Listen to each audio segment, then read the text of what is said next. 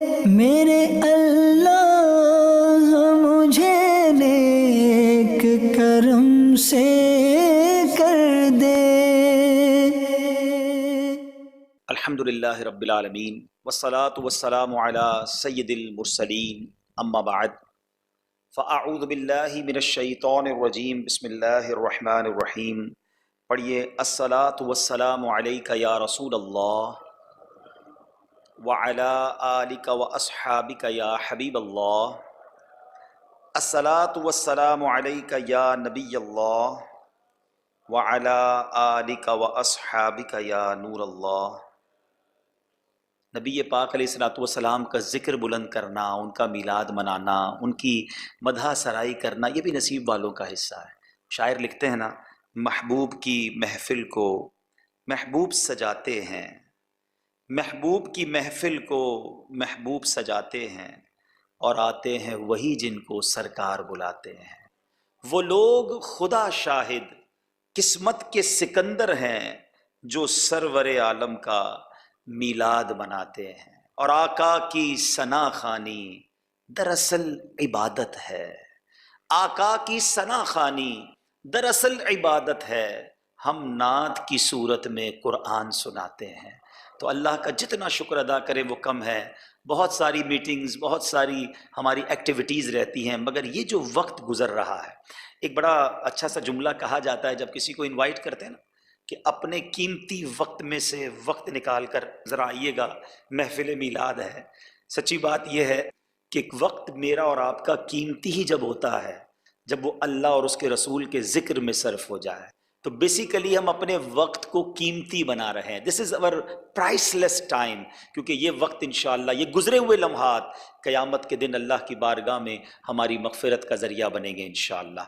درود پاک پڑھنے کے بے شمار فضائل و برکات ہیں، بہت ساری حدیث فضائل درود پاک میں ملتی ہیں۔ ایک بہت خوبصورت حدیث ہے، میرے آقا فرماتے ہیں الصلاۃ علیہ نور یوم القیامہ عند ظلمت الصراط۔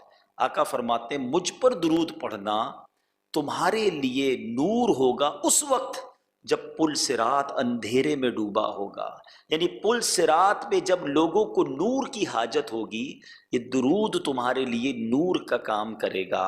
آگے فرمایا ومن اراد ان یقتال لہ بالمکیال الاوفا یوم القیامتی فلیکثر من الصلاۃ علیہ۔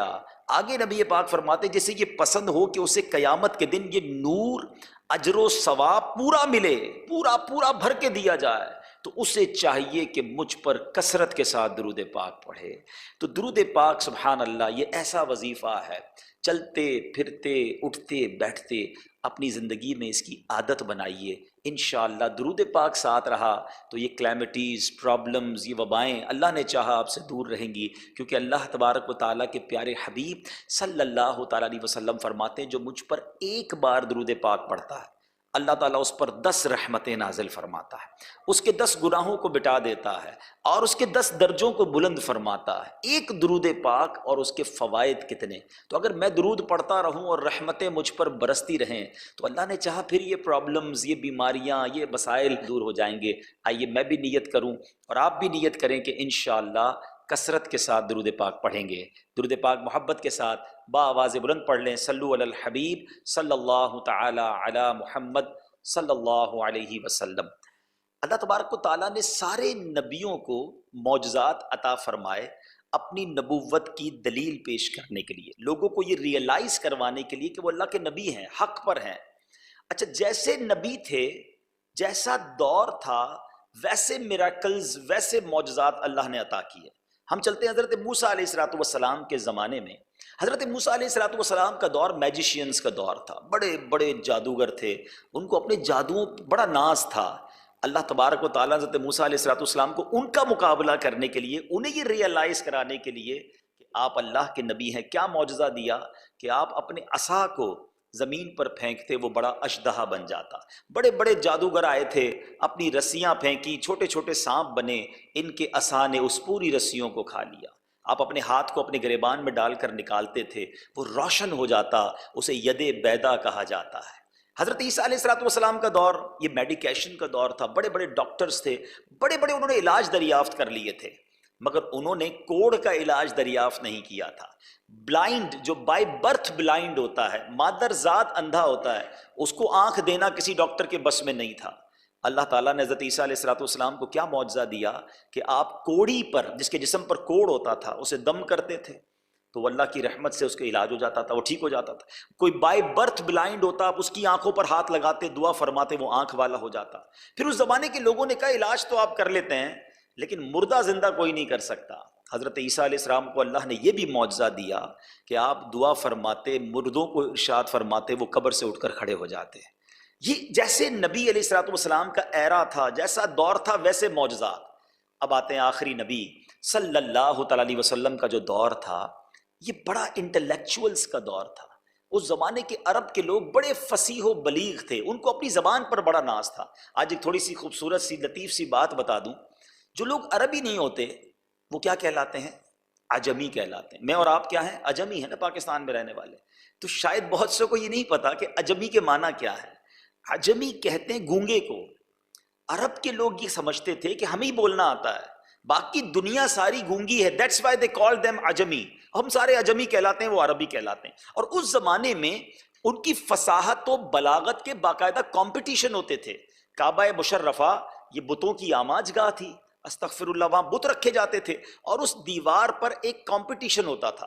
عرب کے لوگ اپنی اپنی شاعری لکھ کر اس پہ لگاتے تھے، اور جو سب سے بڑا شاعر ہوتا تھا، سب سے اچھا جس کا کلام ہوتا تھا، وہ رہ جاتا تھا، باقی لوگ نکال کر لے جاتے کہ ہی از دا ونر۔ ایسے دور میں نبی پاک تشریف لائے، اس قوم کے درمیان آئے جو جہالت میں بھی عروج پہ تھی، مگر اس کو اپنی فصاحت پر، اپنی بلاغت پر بڑا ناز تھا۔ اب نبی پاک پر اللہ تبارک و تعالیٰ نے نزول قرآن فرمایا۔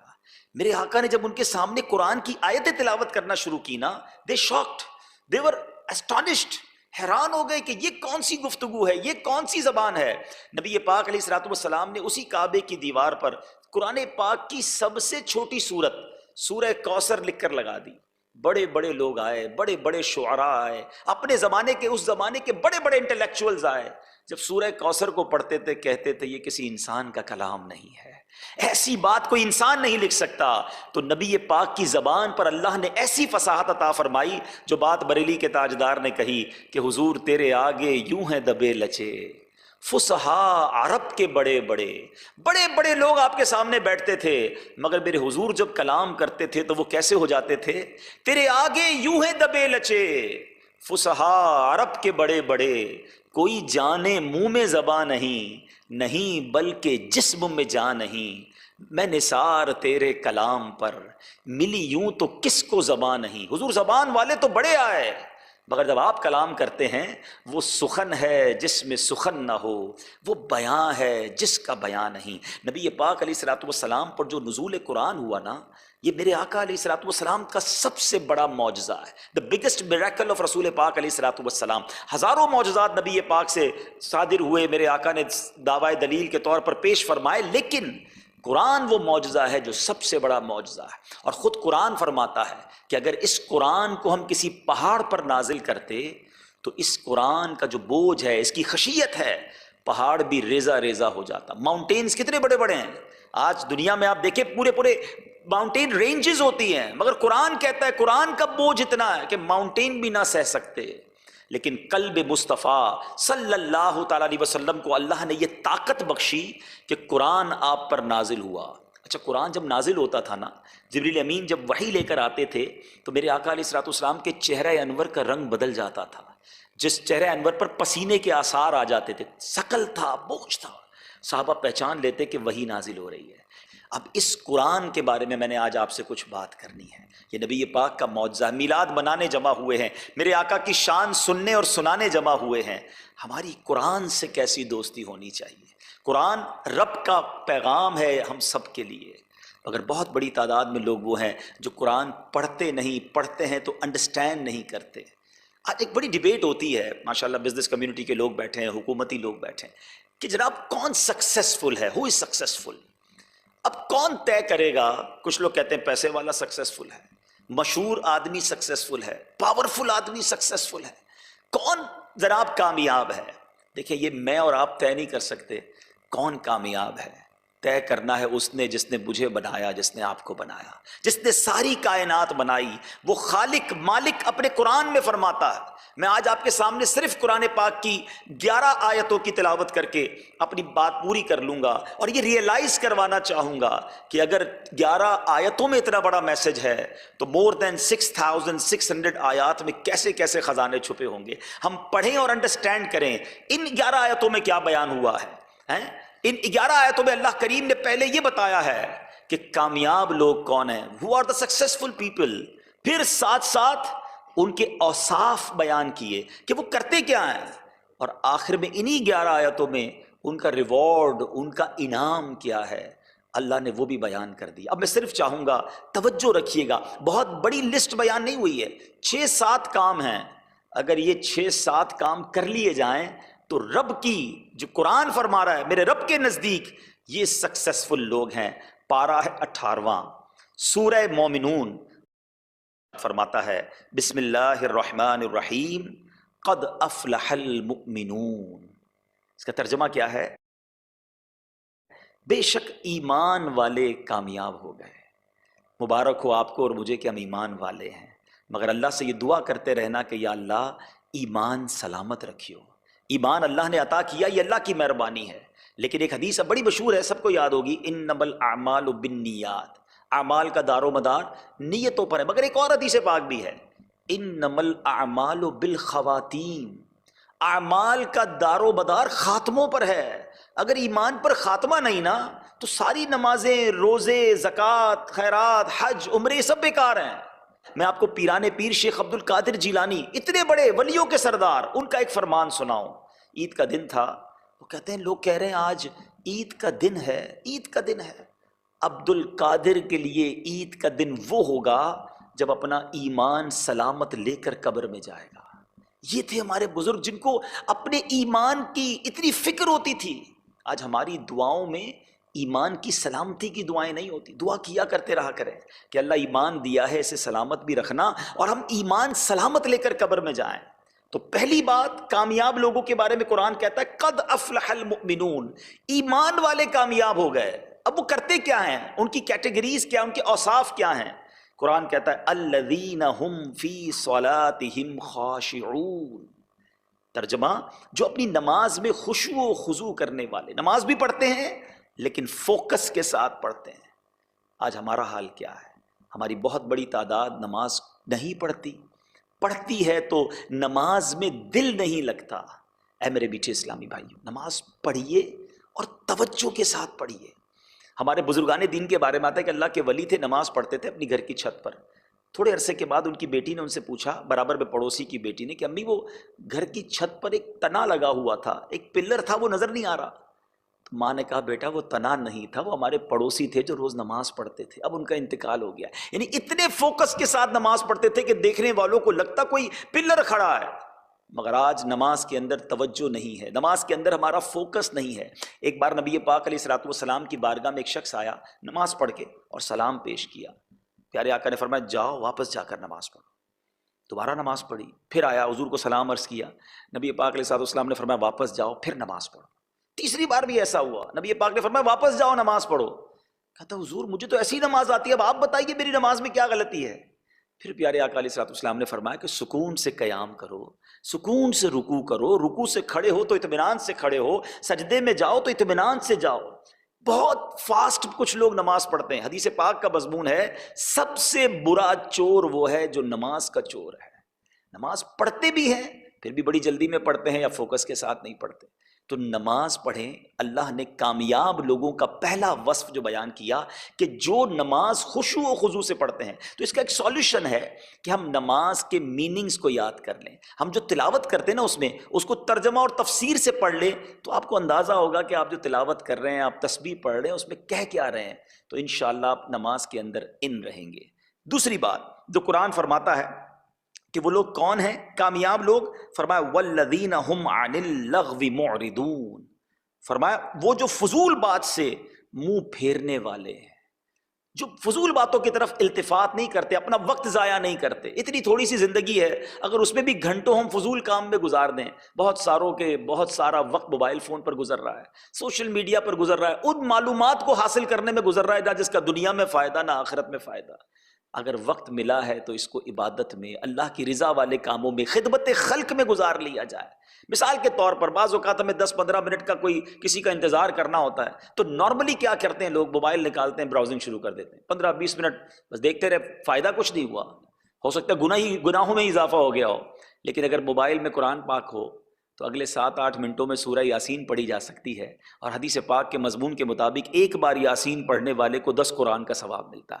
تو قرآن کہتا ہے فضول باتوں کی طرف التفات نہ کرنے والے یہ کامیاب ہیں. تو کام بندہ وہ کرے یا تو دنیا میں فائدہ ہو یا آخرت میں فائدہ ہو، وقت کو ضائع نہیں کرنا چاہیے.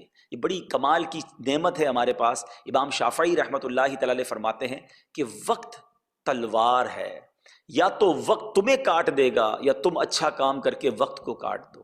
تو ہمیں وقت کو پراپر طریقے سے یوز کرنا چاہیے، اور اچھی ٹائم مینجمنٹ ہمیں شریعت سکھاتی ہے. فجر سے لے کر عشاء تک کس طرح لائف گزارنی ہے، ہماری شریعت کے احکام اور سنتوں پر عمل کریں تو ہم دنیا میں بھی بہت اچھے کام کر سکتے ہیں. آگے قرآن فرماتا ہے، تھرڈ کیٹیگری، والذین هم لفروجہم حافظون الا علی ازواجہم او ما ملکت ایمانہم فانہم غیر ملومین فمن ابتغى وراء ذلك فاولئک هم العادون. یعنی اپنی جس کو کہتے ہیں نفس کی حفاظت کرنا، شرم گاہوں کی حفاظت کرنا، حرام کاموں سے اپنے کو بچانا، یہ کامیاب لوگوں کے اوصاف ہیں. میں آخر میں آپ کو ریوارڈ بتاؤں گا. اتنا کمال کا اللہ نے انعام اعلان کیا ہے. 5-6 چیزیں ہیں جو میں نے اور آپ نے اپنے آپ کو انوالو کرنا ہے یا بچانا ہے، اور انشاءاللہ اس کے بعد جو نہ ختم ہونے والا انعام آپ سنیں گے، اللہ نے چاہا آپ کی طبیعت ہری بھری ہو جائے گی. تو یہاں ہمیں یہ بتایا جا رہا ہے کہ اپنی شرم گاہوں کی حفاظت کریں، حرام کاموں سے اپنے آپ کو بچائیں. آپ نے وہ حدیث سنی ہوگی نا کہ نبی پاک علیہ الصلوۃ والسلام نے فرمایا، جس کا مضمون ہے، جو مجھے 2 چیزوں کی گارنٹی دے دے میں اسے جنت کی ضمانت دیتا ہوں، جنت کی گارنٹی دیتا ہوں. اور زبان اور شرم گاہ کے بارے میں فرمایا. زبان اور یہ پرائیویٹ پارٹ، غلط کام جو کرتے ہیں وہ انسان کو جہنم کی طرف لے جاتے ہیں. اللہ ہمیں ان گناہوں سے بچنے کی